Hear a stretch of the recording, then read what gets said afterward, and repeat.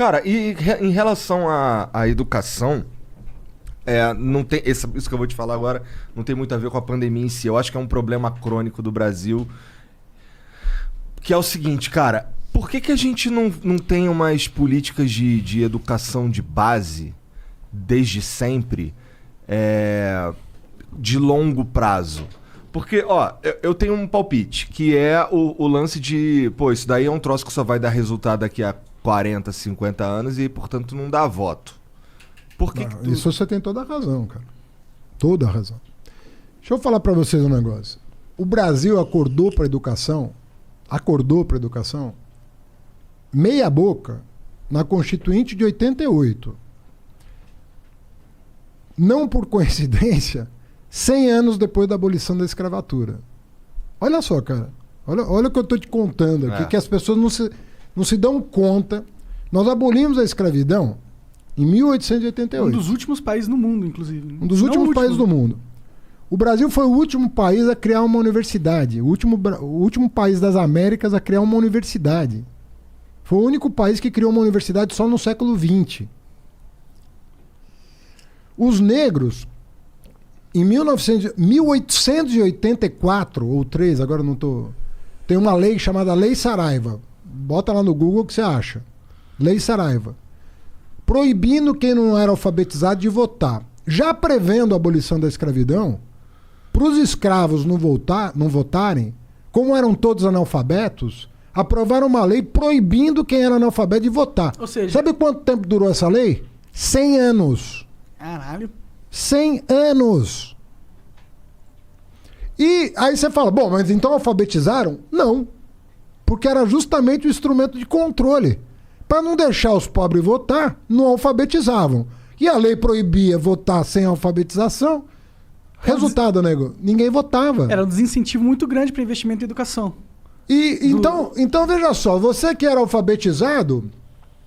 Você que ia para a universidade, você que ia para Coimbra estudar direito, você não estava preocupado com a educação porque você já estava educado. O cara que estava preocupado com a educação não podia votar.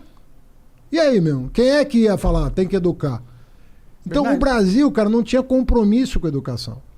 E assim, eu participei, modéstia à parte, de uma primeira revolução na educação brasileira, que foi abrir as portas da universidade para o pobre.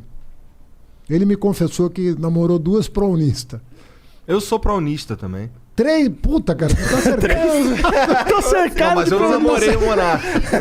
Agora vai me negar. Mas, cara, olha só. Nós precisamos chegar no século...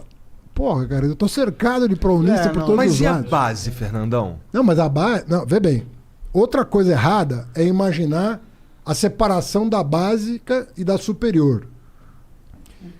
Leia os historiadores, você vai saber o seguinte: o projeto nacional nasce quando o pobre chega na universidade.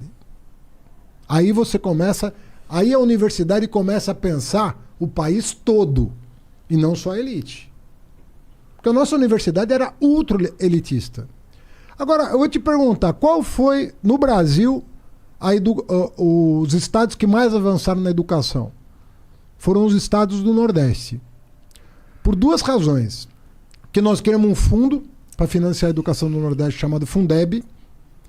E porque o Nordeste estava tão atrasado em relação ao Sudeste que tinha muita margem para melhorar. Para ganhar, para evoluir. Juntou essas 2 coisas, quais são os exemplos de educação no Brasil hoje de estirão, né? Do cara dar aquela decolada? Ceará, Pernambuco, Maranhão, Piauí. Se fala desses estados. Então, o Brasil está vivendo um momento... A pessoa vai falar, porra, mas falta muito. Mas nós começamos a fazer. Nós começamos a fazer tem 20 anos. Mas eu acho isso, cara. Nós começamos a fazer alguma coisa por esse país. No golpe militar de 64, tinha 200 mil universitários no Brasil.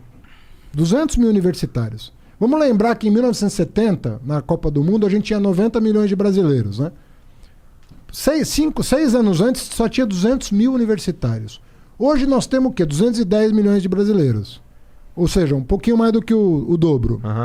Nós temos 8 milhões de universitários.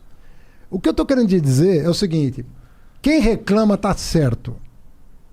Mas quem olha o filme vai entender que nós começamos a enfrentar esse lance para valer. Entendo. Mas eu acho que a crítica... Vamos colher isso? Nós vamos colher.